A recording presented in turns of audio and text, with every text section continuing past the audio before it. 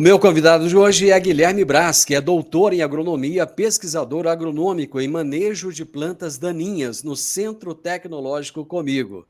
E o tema da nossa prosa será cuidados na dessecação na pré-semeadura da soja. Guilherme Braz, como é que você está, meu amigo? Tudo bem? Ô, Divino, os ouvintes, é um prazer estar aqui batendo papo. E aqui tá tudo jóia, graças a Deus. Ainda mais agora chegando próximo do início de uma nova safra, né? A gente fica ansioso, mas ao mesmo tempo esperançoso para que tenhamos êxito, né? Que corra tudo bem. Então, é um prazer muito grande estar aqui falando desse tema importante, né? Mas é uma ansiedade boa, não é, Guilherme? Ah, não, sem sombra de dúvida, né? É aquela ver eu iniciar novos sonhos, novas vontades, novas apostas, né? E aí, quando a gente pega o trabalho do agricultor, né? Eu trabalho como pesquisador, não sou agricultor, mas assim, de ter a fé que aquela semente ela pode impactar a vida do produtor, de toda a sua família, daqueles que trabalham juntos e de todo mundo, né? A cidade que nós estamos aqui e a região como um todo, ela é tipicamente agrícola, então é muito bonito ver essa fé, né? Mesmo em cenários que vem bastante adversidade.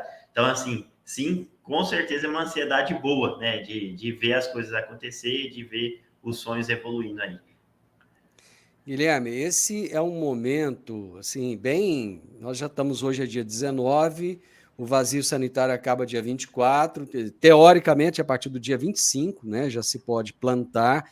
Esse momento pré-plantio, ele é um momento extremamente importante, né? Não, sem sombra de dúvida, né, Divina? É nesse momento, né, que a gente prepara, eu vou usar um termo, né, a cama, para que a gente possa ter êxito aí no estabelecimento da soja, né, a principal cultura aqui da região.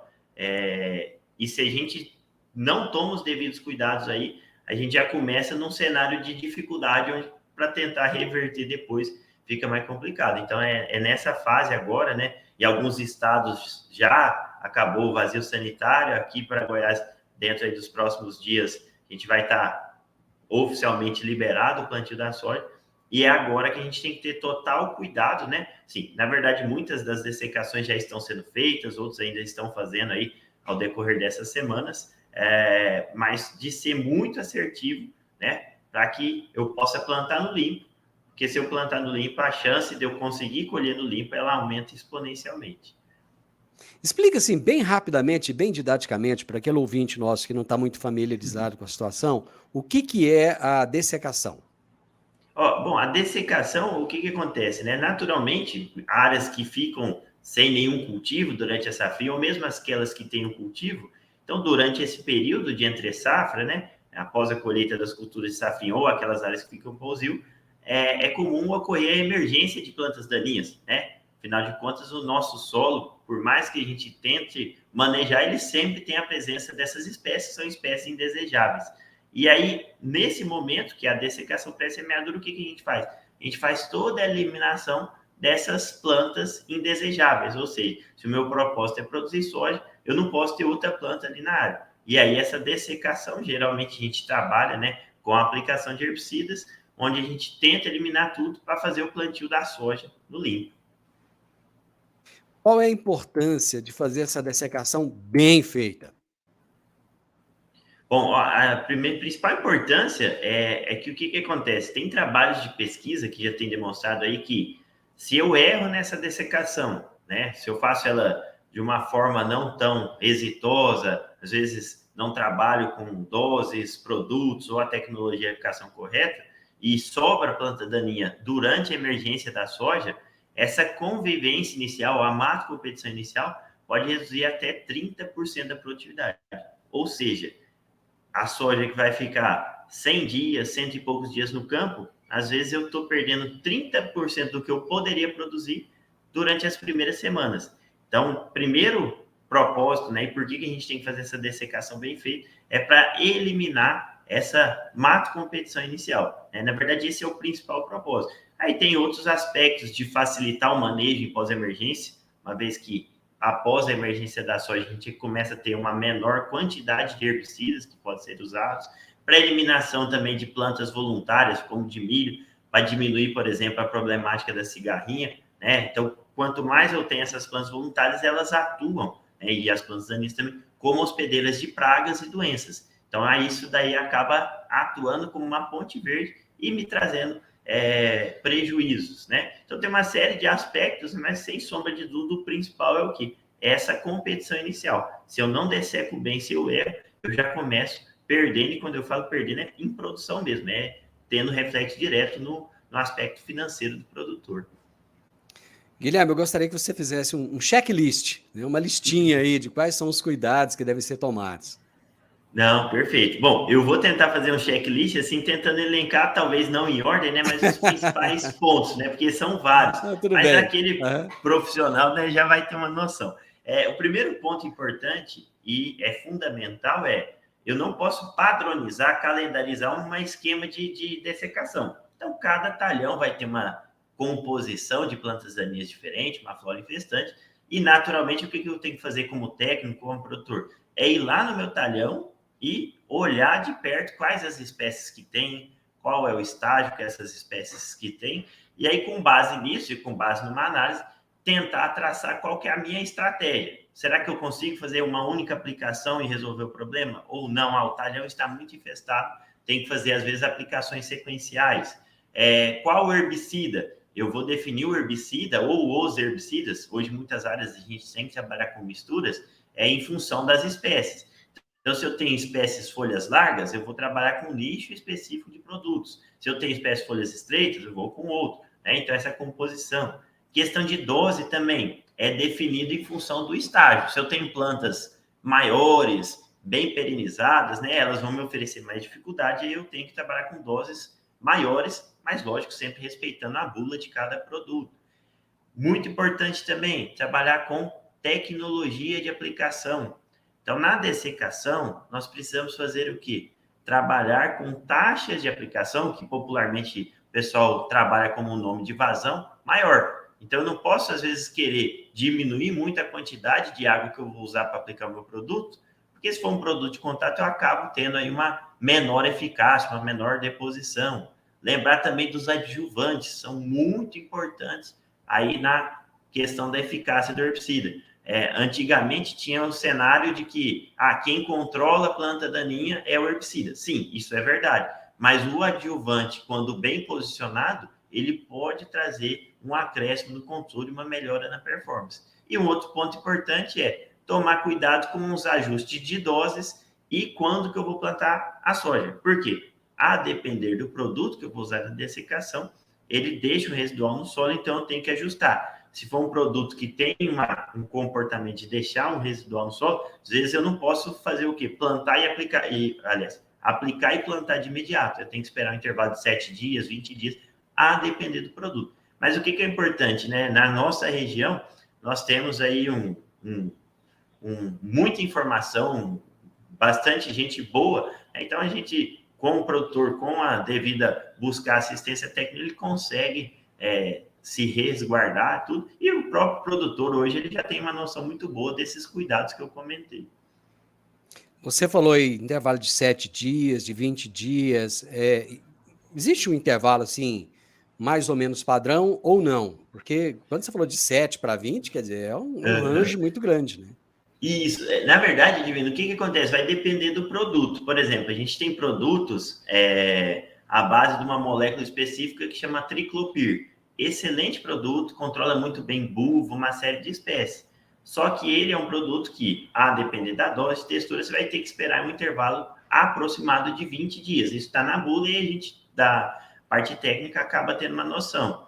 Nós temos outros produtos, por exemplo, como a Diquat, né, que é um produto que também é posicionado na dessecação, que você pode plantar e aplicar no mesmo dia. Né? Então, esse posicionamento, esse intervalo vai ser de acordo com o produto. Geralmente, as empresas já têm aí uma noção bem clara, né, sobre qual que é esse intervalo. Aí, lógico, que talvez venha aquela pergunta, então eu vou trabalhar com o Diquat só, porque ele não me deixa residual no solo. Só que o que é o problema? É que o Diquat é um produto bom, é um produto de contato, e aí, então, dependendo da espécie, às vezes ele não vai ser tão efetivo, igual é o triclopir. Então, aí esse ajuste, esse posicionamento, ele é caso a caso, né, em função da espécie e da área do do produtor. Guilherme, acontece, por exemplo, do produtor fazer a aplicação do produto, aí de repente, amanhã ou depois da manhã, chove. E, Uhum. às vezes ele não estava nem esperando aquela chuva, foi assim, de repente veio e tal. Sim. Isso de alguma maneira atrapalha o trabalho que foi feito ou não? Não, bacana, Divino. Ó, o que que acontece? Antigamente, nós tínhamos né, a indústria química, né, de produtos fitossanitários, o que que ela fazia? Primeiro, ela tentava achar o herbicida. E talvez trabalhava-se muito pouco na questão de melhorias de molécula, do perfil das propriedades físico-químicas.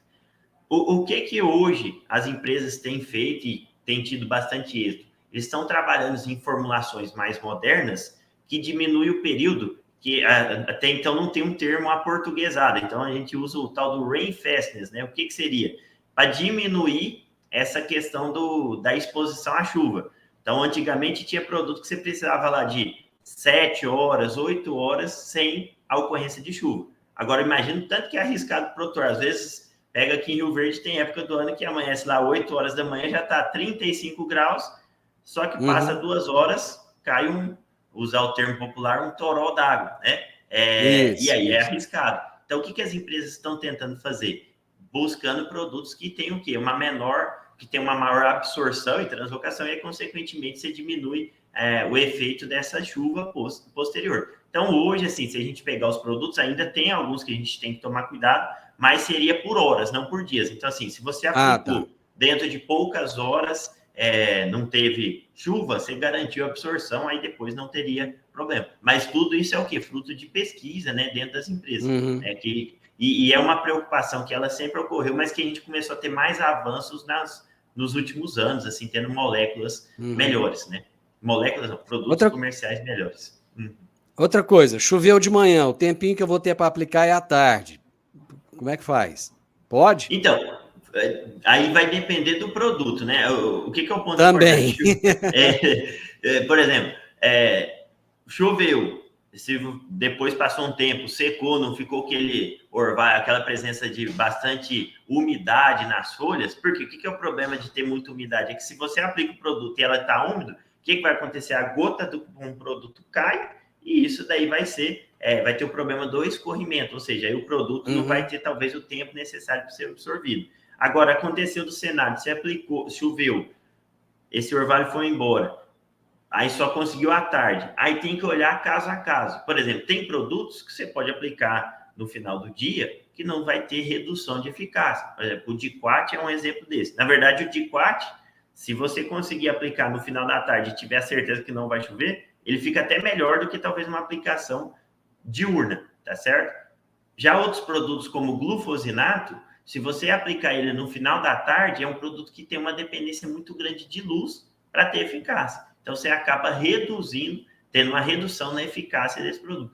Então, vai ter que olhar bem qual o produto que se tem, né, para conseguir fazer essa compilação. Pois me explica de novo, que eu quero entender direito esse negócio. Como é que, suponhamos que eu fosse produtor rural, como é que eu ia fazer a escolha, né, desse produto, do tipo de produto? Porque parece que é Hum. tanta coisa, tanta opção que tem no mercado. Não, o que acontece, né? Assim, se a gente for pegar hoje, dentro do portfólio das diferentes empresas que trabalham com herbicidas, então a gente tem uma variedade muito grande de produto, tanto de formulações comerciais como também de ingredientes ativos. Se a gente for diminuir para tentar não ter um cenário tão macro, dentro dos produtos comerciais, dos princípios ativos que a gente usa nas dessecações, então o que a gente teria? Os grandes grupos, os produtos sistêmicos, né, e aí entraria ali glifosato, os graminicidas e os auxínicos, né? E aí, ocasionalmente, tem uma outra mecanismo de ação ou outro. E aí também nós temos a classe dos produtos de contato, né? Que é uma ação de contato, que são aqueles produtos com efeito de queima maior. Que aí nós teríamos aí glufosinato e diquat como grandes grupos, e aí tem os protóxicos ali pontual, mas também são nichos específicos. O que acontece? Pensando num sistema de dessecação, é que normalmente a gente começa com a aplicação dos herbicidas sistêmicos, ou seja, são aqueles produtos que são absorvidos e translocados. Por que a gente começa com eles? Porque geralmente nessa primeira dessecação, em áreas que vai fazer duas, eu tenho plantas grandes. E aí, plantas grandes, se eu for trabalhar com produtos de contato que não translocam, a eficácia vai ser muito baixa. Então, eu preciso do quê? De um produto que consiga redistribuir no interior da planta e aí controlar essas plantas maiores ou deixar ela no estado de supressão, que depois um produto de contato, que aí vai ter só uma ação pontual ali no local próximo de absorção, ele consiga terminar o serviço. Então, apesar de parecer complexo, né, mas esse posicionamento ele já é bem difundido, né, de sempre, quando for fazer 2 dessecações, começa com produto sistêmico, entra com de contato. Aí, lógico, dentro dessas classes, aí a gente vai ter cada nicho específico. Se eu tenho problema de amargoso, eu vou trabalhar lá com glifosato e os graminicidas. Se eu tenho problema de buva, eu vou trabalhar com glifosato e os auxínicos, né? Aí é essa composição que vai variar em função da planta daninha, entendeu? Que é um assunto complexo mesmo. Eu não posso facilitar minha vida, pegar tudo, misturar, jogar tudo lá num lugar só e já aplicar de uma vez, não?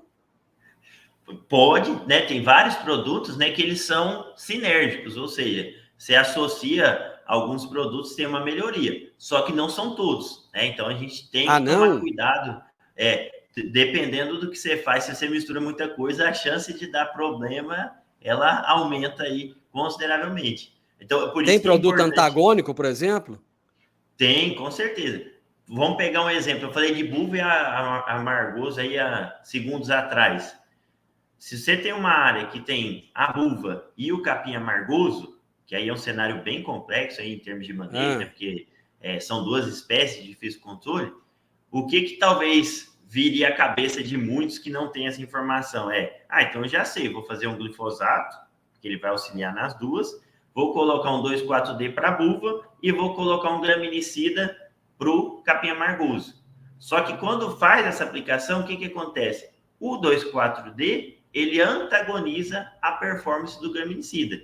E aí, qual que é o efeito final? O efeito final de controle de capim amargoso vai ser menor do que se eu usasse o produto isolado. Então, nesse cenário, não é aquele cenário de que 1 mais 1 é 2, né? É um cenário, na verdade, antagônico. Então, você vai sair no prejuízo.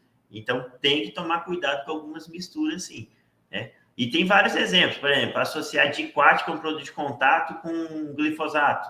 O diquat, ele causa uma queima tão rápida nas plantas daninhas que ele prejudica a absorção do glifosato. E aí, prejudicando a absorção, você cai o controle também. Então, tem que tomar muito cuidado, né, com essas misturas, né, não dá para sair. Mas hoje, com assistência técnica, com perguntas corretas, daí o pessoal consegue dar um norte bacana. Ou seja, precisa de ter um doutor depende. Exatamente. Eu costumo falar, né, que nas faculdades de agronomia, o ideal era ter uma disciplina que chama Depende aplicado ao meio rural, né? Porque se a gente for olhar, tudo tem o depende, né? Então a gente tem que tomar esse cuidado, né? E até um cenário engraçado, porque às vezes a gente brinca entre os agrônomos, né? Mas é real, né? E se a gente for pensar em outras profissões, né? Na medicina, por exemplo, provavelmente o médico vai usar muito o termo depende, né? Semana passada, na quarta-feira, acho que foi dia 13, parece, foi o dia mundial do doutor depende, né? Foi o dia mundial do engenheiro agrônomo. É verdade. Ô, Guilherme, brincadeiras à parte, lógico, eu tenho um respeito danado pelo profissional da agronomia, meu Deus do céu, é um grande profissional. Falando em pré-emergente, é interessante fazer o uso de pré-emergente durante a dessecação? Pode fazer, não pode fazer? Como é que é? Não, excelente. Questão de pré-emergente hoje, só para dar um panorama geral, né? A gente sempre está em treinamento, tudo. Se a gente for pegar no mercado de soja, Brasil está se usando aí em torno de 38%, 39% de pré-emergente em área total. Goiás, 24%. Então, se a gente for pegar, dado o benefício desses produtos, aí aqui eu estou falando de todas as marcas comerciais. Lógico, tem uma que a outra é melhor para uma outra espécie, mas assim, independente de qual produto, nós precisamos alavancar o uso de pré-emergente. Nós estamos num cenário hoje de plano daninha a nível nacional e Goiás, que se a gente não tomar os devidos cuidados, vai caminhar para uma situação bem complicada, que aí a gente vai começar a ver menores produtividades aí em função da questão de planta daninha. E aí, na dessecação, é um momento, né, que a gente sim pode posicionar os pré-emergentes. Lógico que eles devem ser posicionados numa segunda aplicação para as áreas que vão fazer 2 aplicações, o mais próximo possível do plantio da cultura. Por quê? Porque você consegue aumentar a extensão do residual desse pré-emergente, né, durante esse estabelecimento da cultura. E também por quê? Porque se a gente, na primeira aplicação, se tiver muita planta daninha emergida, a molécula, ele fica retido ali nas plantas daninhas e aí você não tem uma eficácia. Então, o que é um cenário ideal? Faz uma primeira dessecação para áreas que estão muito infestadas. A hora que essas plantas morrerem, você entra com uma segunda aplicação próxima ao plantio. Aí, dependendo do produto, imediatamente antes ou depois do plantio, tanto faz, né? A ordem, dependendo do produto. E aí você tem um benefício muito grande do uso desses herbicidas residuais. Bom, vamos fazer o seguinte, então. Agora vamos esperar o pessoal plantar. Daqui um mês, mais ou menos, aí você volta para a gente conversar de novo para saber se o pessoal fez o dever de casa direitinho, como é que tá, que praga que está preocupando, o que está tirando o sono do produtor, se as plantas nasceram bonitinho, tudo certinho. Podemos deixar combinado assim? Não, podemos marcar sim, Divino. Vai ser um prazer. É o bom que daqui a um mês, mais ou menos, o pessoal já vai estar começando a fazer os pós-emergentes, tudo. Né? Então a gente pode Isso. até discutir um pouquinho assim, ó, errei na dessecação, não segui as dicas, né? Aí a gente tenta ver o que dá para fazer aí para auxiliar, mas vai ser um prazer. Já vou deixar agendado aqui. Meu amigo, obrigado, viu? E volte quando quiser. Um abraço para você. Opa. Não, beleza, Divino. Um abraço, muito obrigado aí. Um abraço a todos aí que nos escutaram, nos assistiram, né? É um prazer sempre muito grande estar podendo aqui bater um papo e divulgar um pouquinho de informação. E um excelente início de safra a todos aí nos próximos dias, né? Com o início dos plantios. Amém, amém. Eu conversei com o Guilherme Braz, doutor em agronomia. O homem agora é pesquisador agronômico lá no CTC. Tá palestrando todo dia, toda hora, aí tá fazendo o maior sucesso. Aliás, lá tem um timaço de pesquisadores, né? Só tem fera lá naquele CTC. E ele é pesquisador agronômico na área de manejo de plantas daninhas. E nós falamos a respeito dos cuidados na dessecação na pré-semeadura da soja. Gostou do vídeo? Deixa o seu gostei, deixa o comentário, compartilhe com outras pessoas e se inscreva nesse canal. Grande abraço para você e até a nossa próxima prosa. Tchau, tchau.